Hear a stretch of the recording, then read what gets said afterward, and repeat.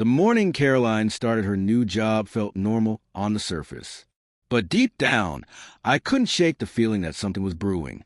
For weeks, she'd been glowing like she already arrived, non-stop talking about her new workplace, the people she'd be working with, the culture, and the shiny reset she was convinced was waiting for her. And yeah, she wasn't just excited. There was a subtle smugness in how she spoke, like the universe had decided everything would tilt in her direction now. I forced a supportive smile and let her go, curious how long that inflated confidence would actually survive. But even then, I could sense it.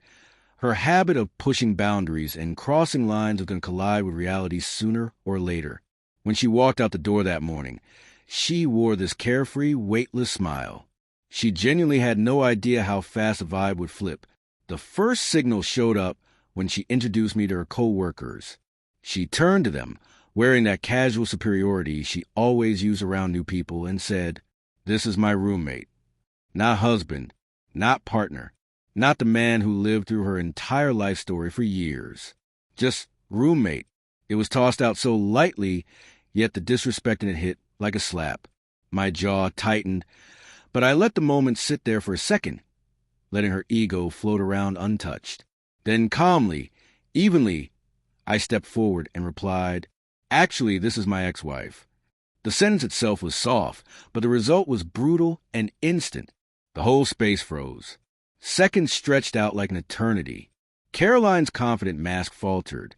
First confusion, then shock, then that rising panic she couldn't stop. She tried to belittle me, and ended up humiliating herself instead. Her co-workers stared between us, whispering under their breath, piecing it all together. She forced out a little awkward laugh and tugged at her shirt, desperately trying to reel back control. But it was already gone. I didn't give her an out. I just kept talking casually to her co-workers about harmless small things, the drive over, morning traffic, coffee, while she stood there beside me unraveling in real time. The dynamic flipped cleanly. She wasn't the untouchable, loud, confident one anymore. That aura she clung to suddenly felt shaky, weak.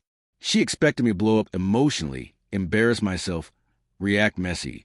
But calm, quiet control was way more destructive. I didn't need anger. Patience and precision were enough. The longer it stretched, the more uncomfortable she looked. The same people she thought she'd impress were now silently entertained by her losing hold on herself.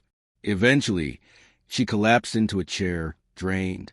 The mask she performed so hard would crack completely, revealing something fragile underneath her big talk.